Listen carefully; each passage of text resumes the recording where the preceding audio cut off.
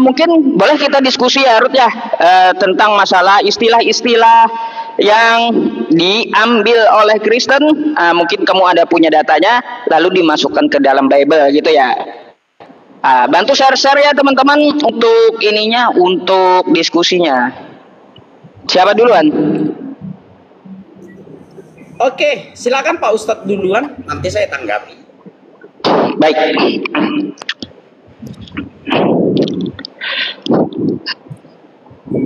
Oke, kasih waktu biar teratur ya. Tunggu ya teman-teman. Dia belum kasih waktu. Rod, kasih waktunya dulu, Rod.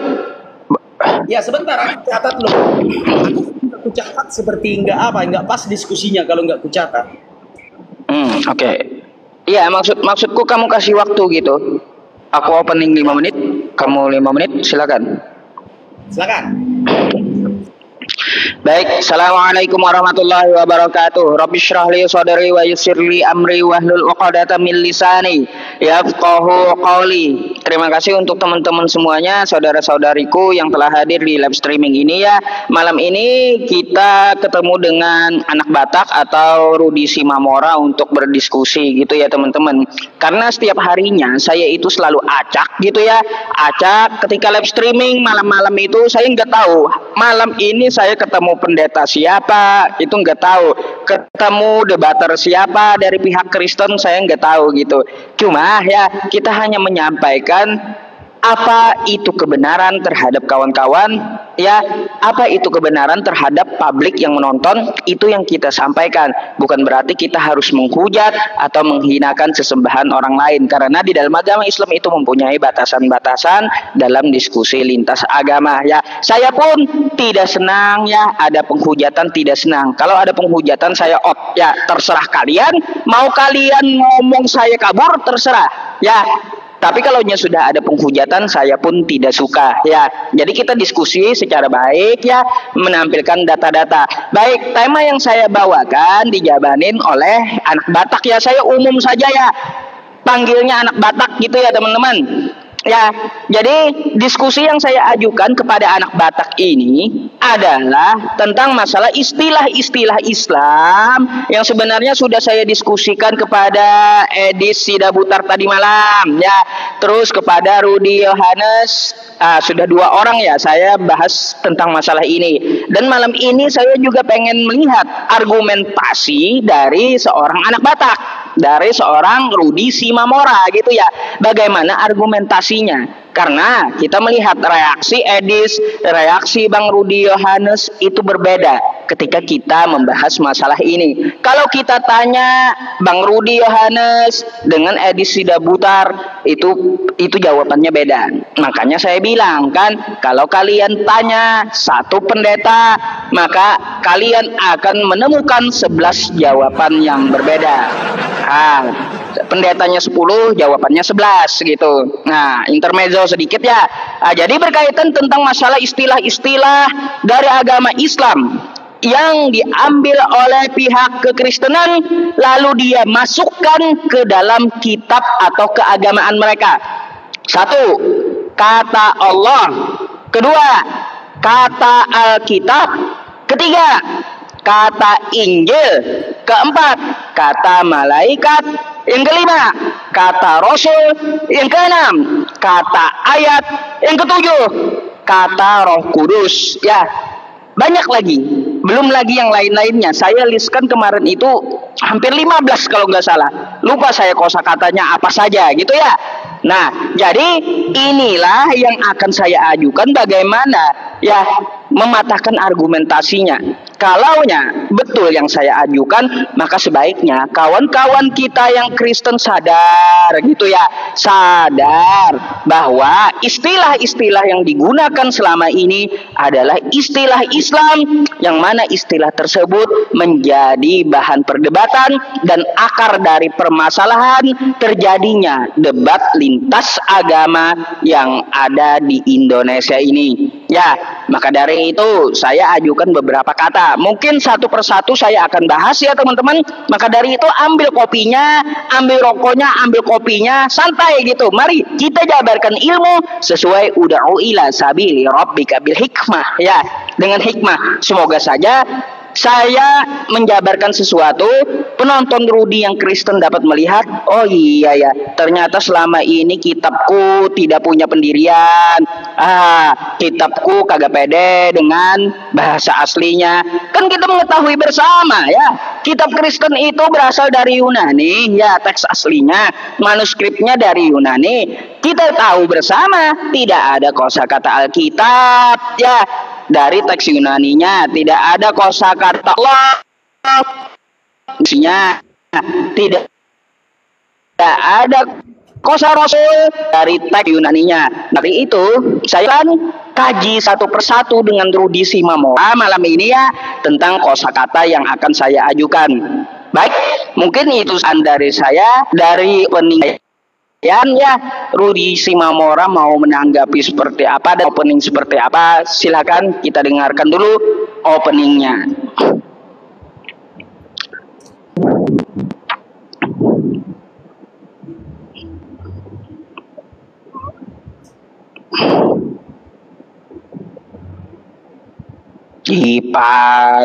Panas Ustadz Dungu katanya.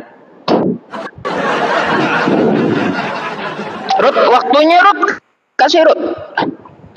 Belum muncul ya, belum muncul. Tempu juga belum muncul ini. Ada, silakan tuh. Oke, baik.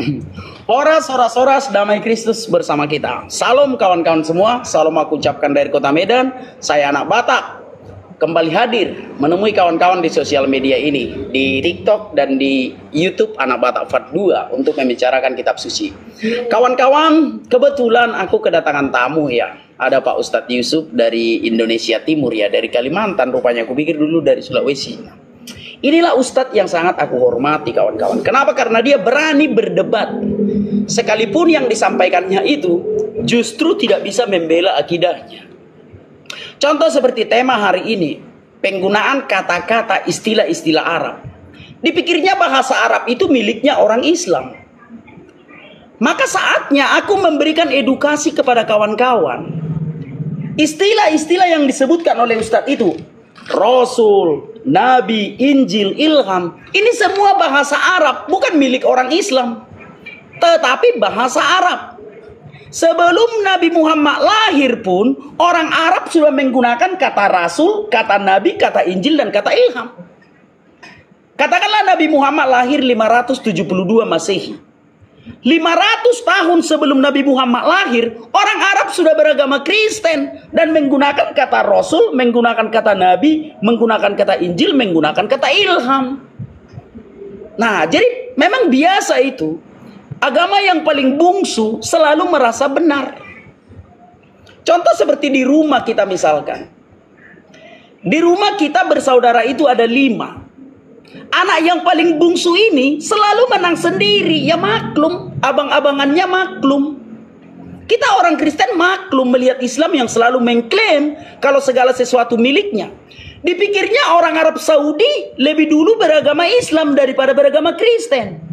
Justru Timur Tengah lebih dulu menganut agama Kristen jauh sebelum Nabi Muhammad lahir. Turki itu 100% Kristen abad kedua dan abad ketiga. Belum ada orang Turki yang menganut Islam. Mereka berbahasa Arab dan mereka menjadi orang Kristen. Lihatlah peninggalannya. Masjid Hagia Sophia itu dulu gereja yang dirampas oleh Erdogan. Masjid Hagia Sophia itu dulu gereja. Jadi kawan-kawan jangan merasa memiliki jadi bahan ketawaan sama orang yang mengerti, sama seperti saya ini. Sekali lagi, istilah Rasul, istilah Nabi, istilah Injil, istilah Arab sudah digunakan orang Arab sebelum Muhammad lahir. Semoga kawan-kawan paham. Maka Kristen sangat dihormati di Timur Tengah. Contoh seperti Raja Arab Saudi. Dia menyambut kedatangan Paus, pemimpin Kristen. Dan dia mensahkan pembangunan gereja. Kenapa? Karena dia tahu sejarahnya bahwa negara Arab Saudi lebih dulu beragama Kristen daripada beragama Islam. Sama seperti Mesir. Kenapa orang Mesir menertawakan Islam yang ada di Indonesia? Karena dipikir oleh orang Islam yang ada di Indonesia, seluruh bahasa Arab itu adalah miliknya orang Islam. Sampai lagunya orang Kristen pun, sampai lagu yang dipopulerkan orang Kristen pun digunakan untuk selawatan.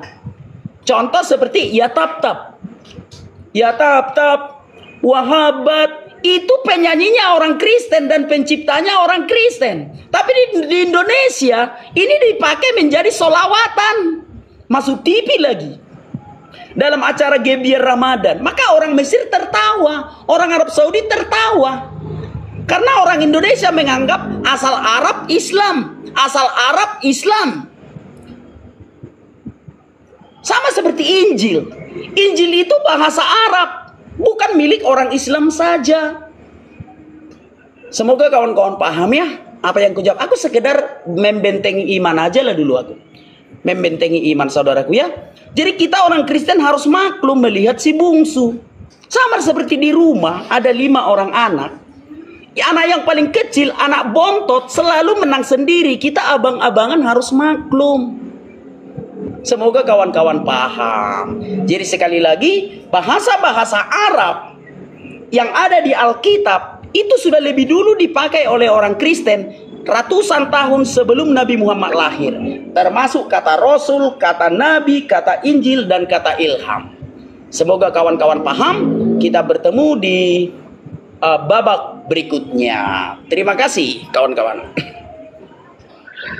Oke. Oke, nggak apa-apa. Ya, kalau kita mau nanyain nanti di waktu kita, teman-teman. Karena gantian ngomongnya, ya.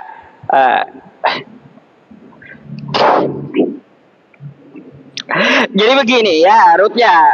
Dari argumentasi kamu tadi, ya, itu sampai aku ngakak tadi ya. Katanya ya sebelum Islam datang sudah ada Arab Kristen. Ini argumentasi yang bikin aku ngakak ya. Kenapa aku bikin bahwa ini argumentasi yang bikin aku ngakak ya. Sebelum Kristen pun ada Yahudi dan Arab kuno ya di Arab itu. Bukan cuma Kristen ya, tapi ada Yahudi dan Arab kuno. Terus kata kamu sebelum Islam datang, kata Allah, kata-kata yang kupermasalahkan itu telah dipakai oleh Kristen ya, dipakai oleh Kristen Arab. Tadi kamu akui Injil itu bahasa Arab. Ya, terima kasih ya Ruth ya.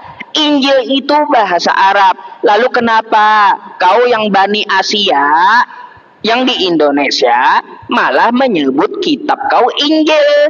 Coba kau jelaskan itu ya. Di sini bukan Arab kan kayak gitu. Nah, kalau kamu tanya sama aku, kenapa kau ibadah bahasa Arab? Kenapa Al-Qur'anmu bahasa Arab? Karena memang apa yang telah disampaikan di dalam keagamaan kami itu ada dalilnya. Quran surah Yusuf ayat 2 ya. Catat, inna anzalnahu Qur'anan Arabiyyan la'allakum ta'qilun. Memang Al-Qur'an itu diturunkan dalam bahasa Arab. Cintai bahasa Arab karena 3 ya. Karena Nabi berbangsa Arab. Terus Al-Qur'an juga berbahasa Arab, sehingga Nabi pun menyampaikan kepada kami, kalaunya sholat, maka sholatlah seperti aku.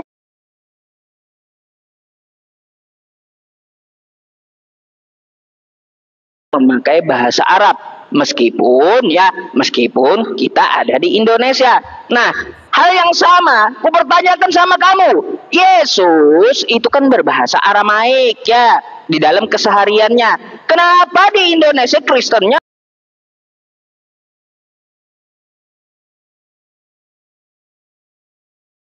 ya kawan-kawan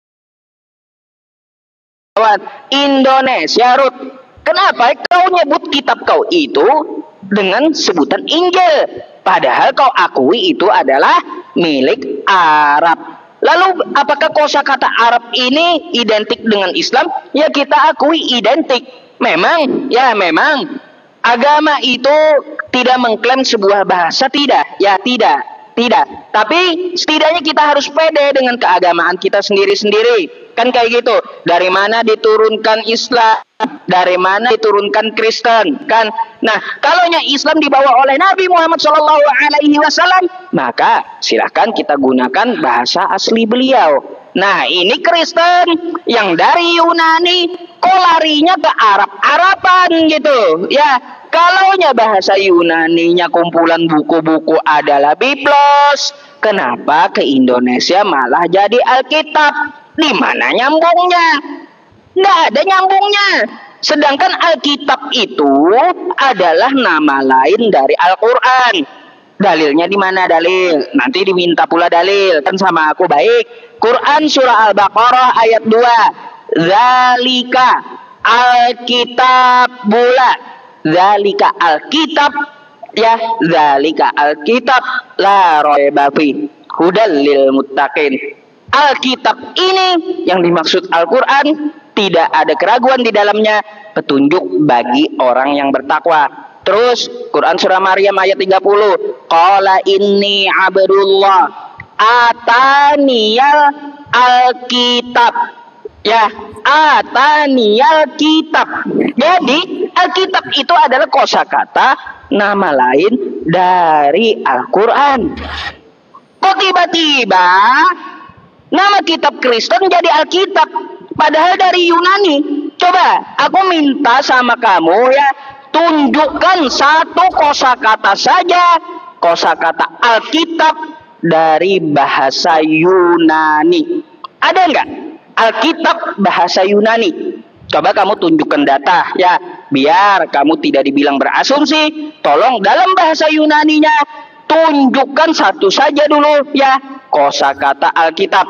Nah, baru kita kaji. Teman-teman semuanya, Alkitab berasal dari bahasa Arab dengan wazan kataba yang artinya tulis, ya, tulis. Nah, sekarang kita cari, coba. Yang menamakan kitabnya Alkitab yang dari Yunani, ada nggak bahasa Yunaninya Alkitab? Silakan.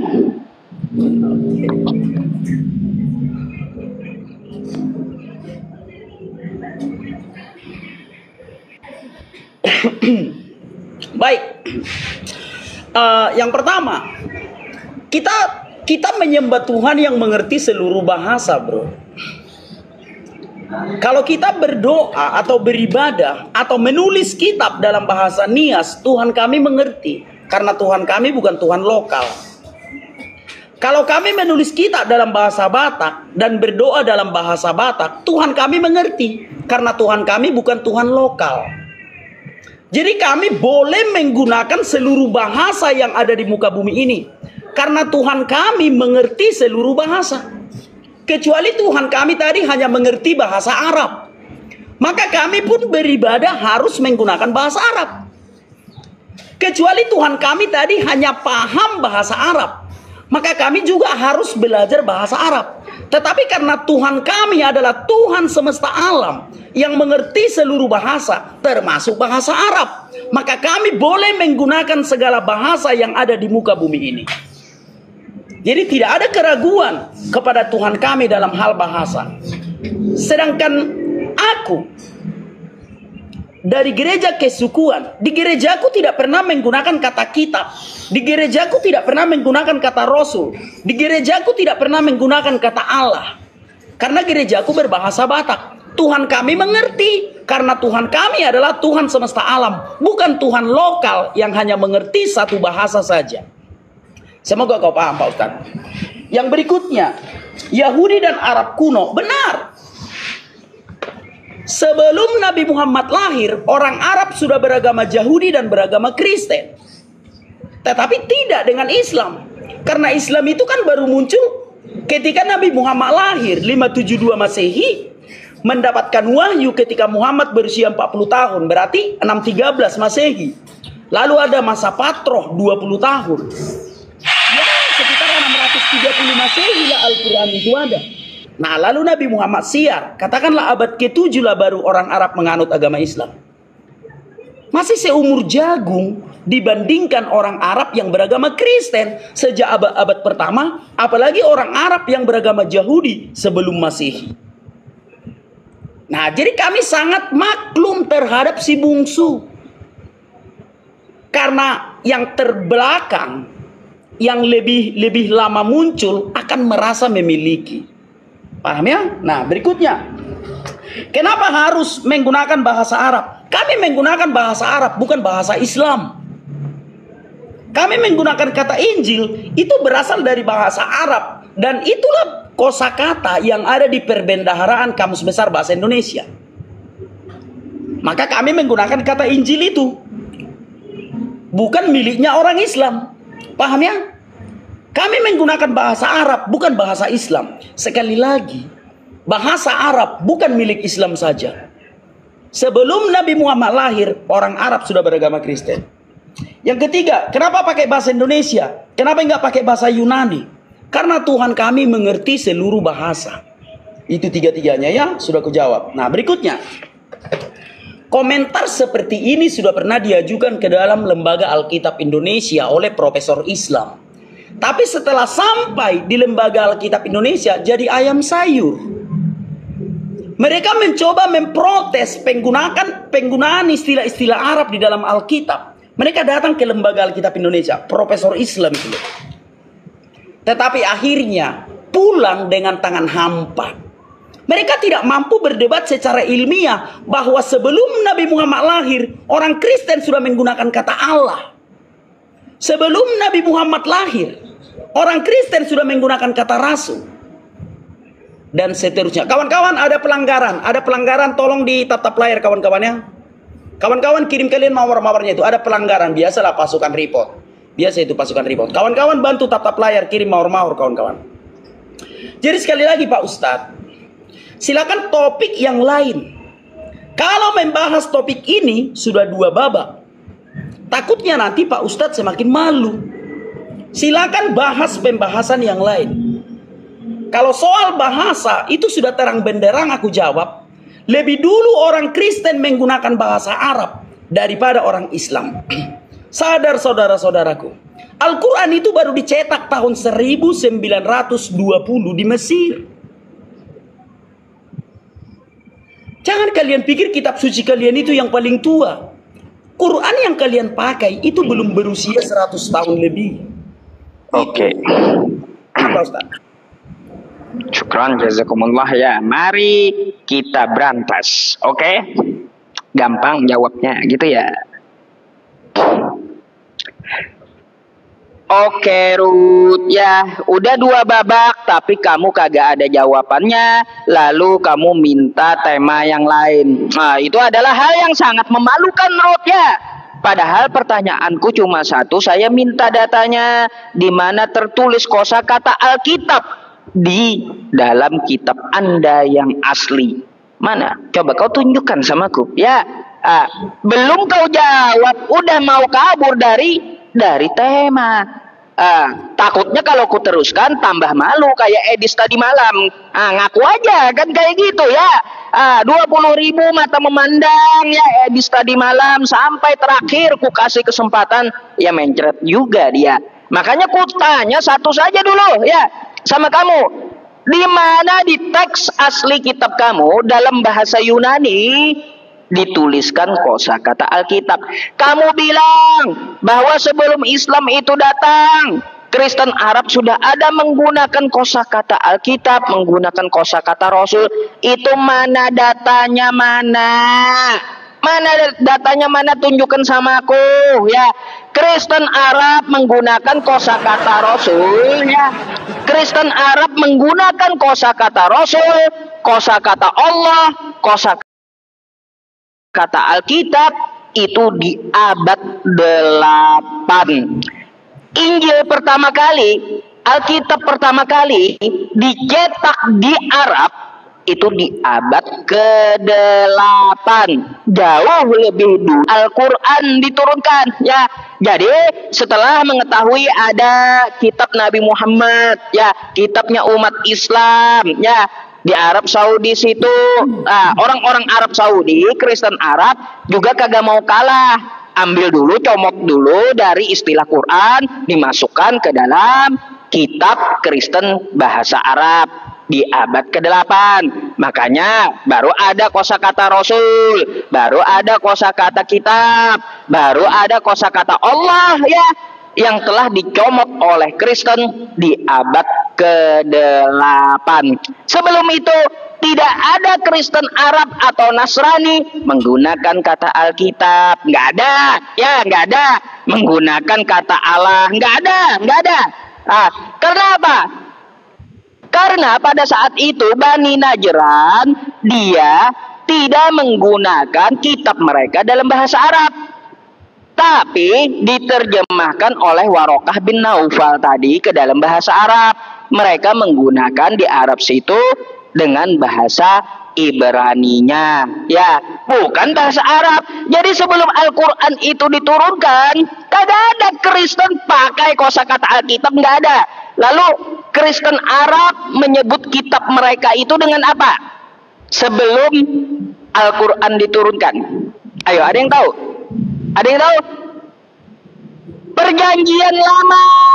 Kristen Arab menyebut sebelum ada Al-Quran namanya Al-Muqaddas Al-Ahdu Al-Qadim.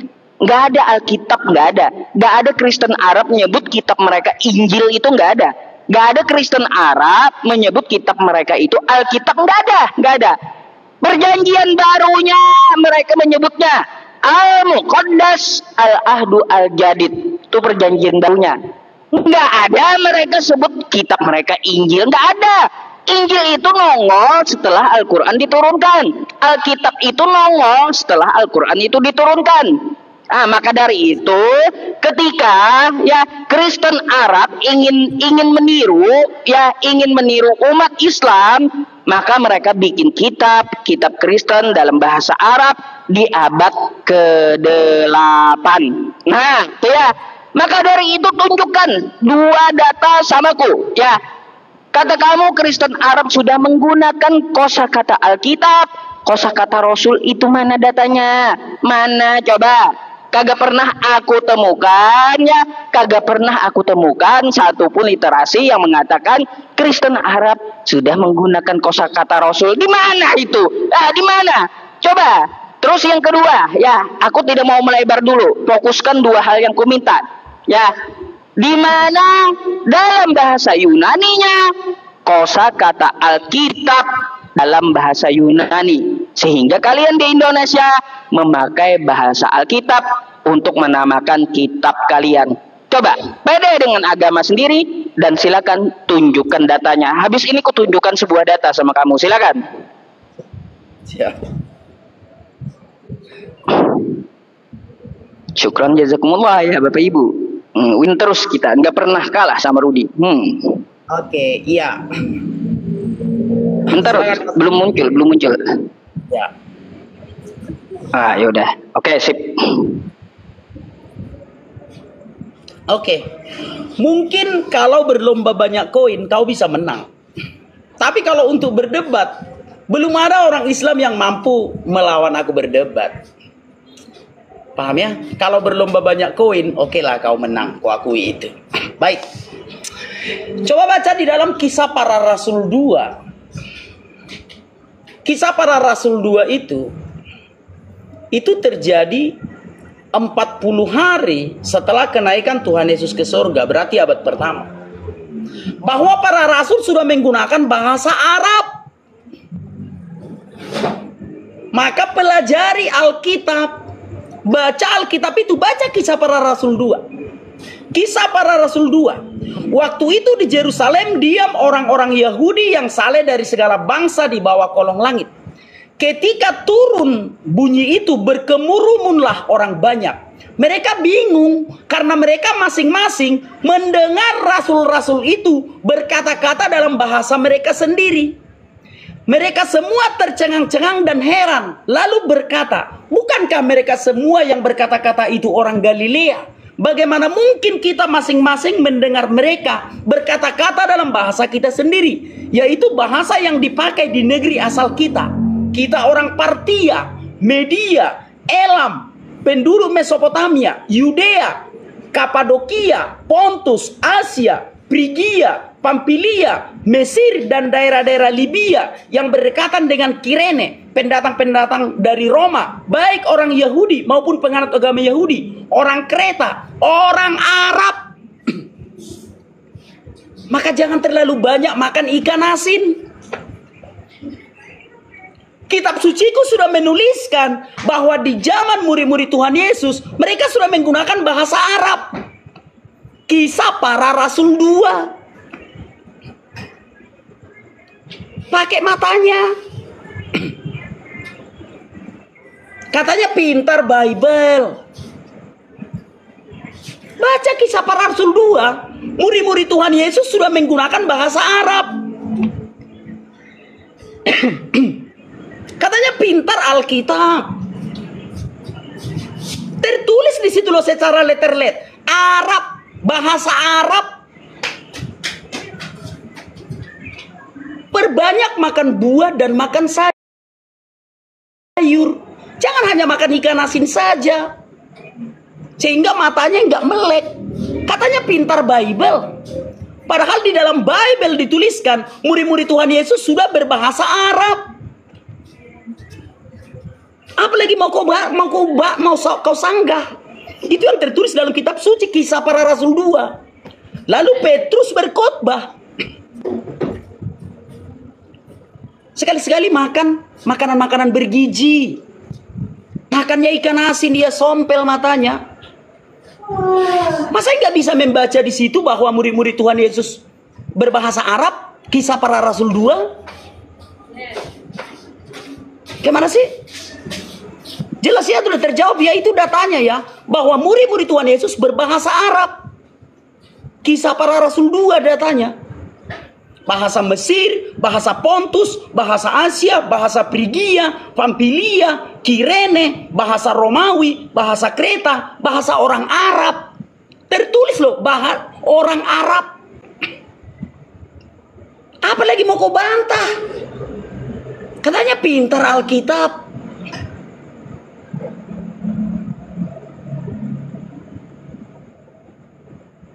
Katanya mengerti Alkitab. Oke ya, nah itu pertanyaan pertama sudah kujawab. Mana datanya?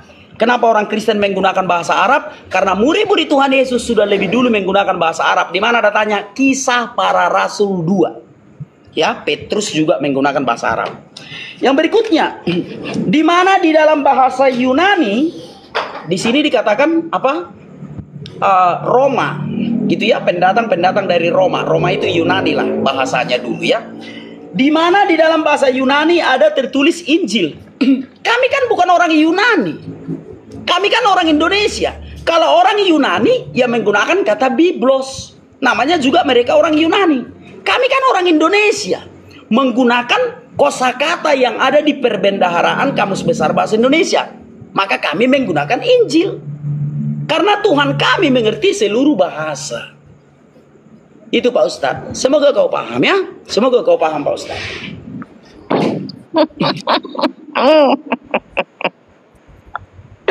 Oke, kita tanggapi ya teman-teman ya. Tunggu.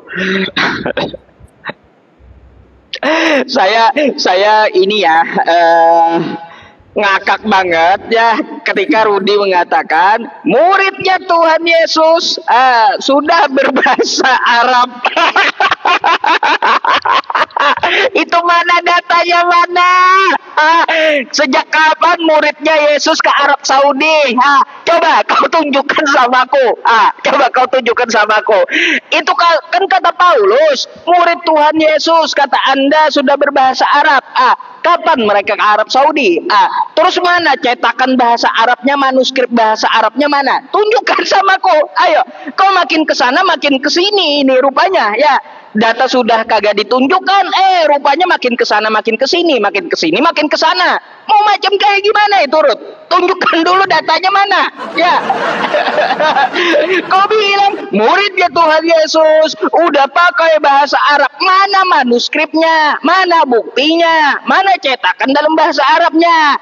Coba kau tunjukkan samaku. Ya, jangan kesana kemari. Coba kau tunjukkan pula data dari kosakata Alkitab.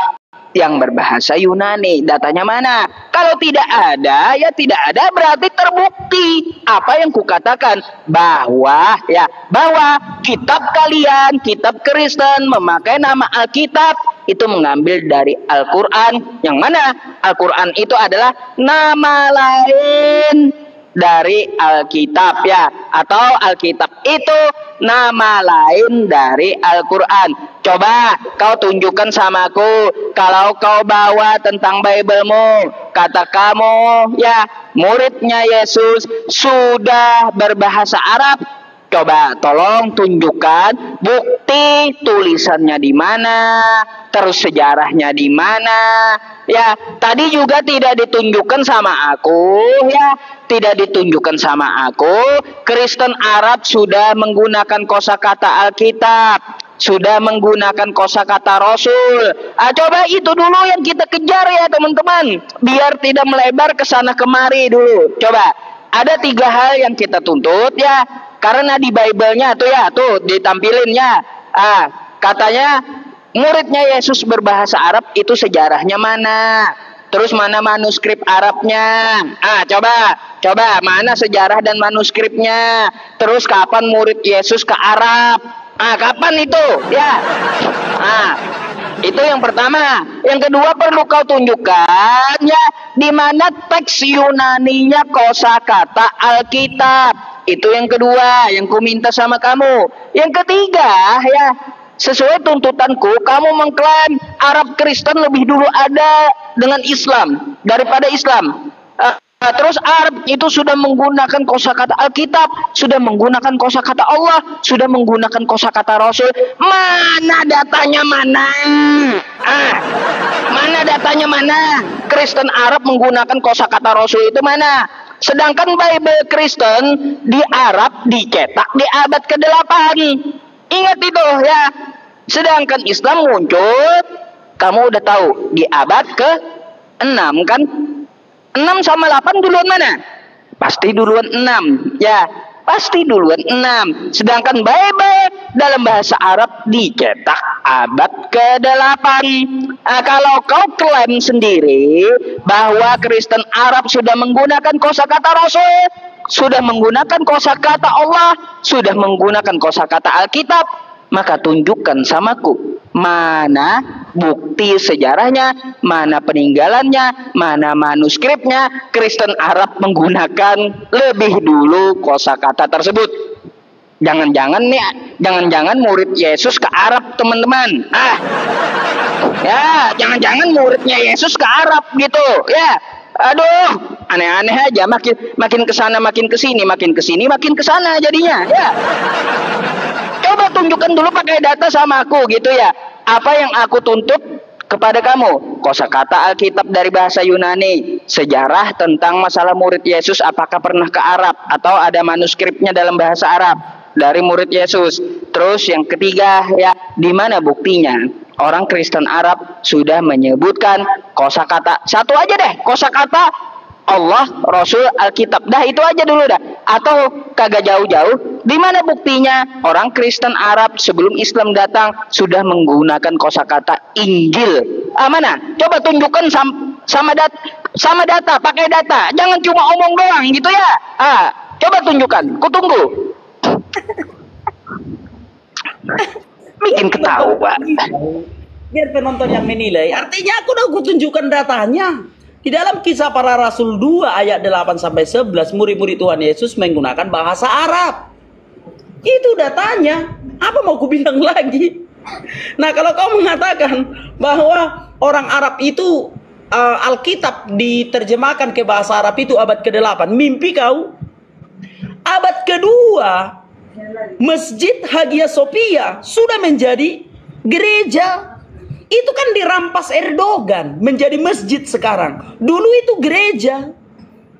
Makanya di Masjid Hagia Sophia ada gambar Bunda Maria. Makanya di Masjid Hagia Sophia ada gambar Tuhan Yesus. Beginilah kalau si bungsu kita lawan nanti nangis. Sama kalau kalian memiliki adik yang paling kecil, iya-iyakan aja. Iya-iyakan aja. Namanya juga si bungsu. Kau jalan-jalan ke Masjid Hagia Sophia, di situ ada gambar Bunda Maria.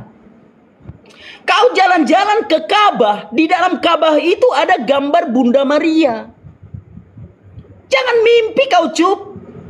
Di dalam Ka'bahmu, yang setiap ibadah kau menghadap Ka'bah, di dalam Ka'bah itu ada gambar Bunda Maria. Lebih dulu orang Arab beragama Kristen daripada beragama Islam, saudaraku. Pernah nggak kau ke Mekah?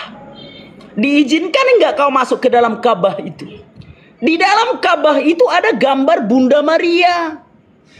Itulah buktinya kalau orang Arab lebih dulu beragama Kristen daripada beragama Islam. Apa yang perlu kubantah lagi? Semua udah terang benderang ku jelaskan. Di Ka'bahmu aja ada gambar Bunda Maria di Ka'bahmu. Kau pikir ece iman Kristen? Di Ka'bah yang kau setiap beribadah menghadap Ka'bah, di dalam Ka'bah itu ada gambar Bunda Maria dan gambar Yesus. Kurang bukti apa lagi?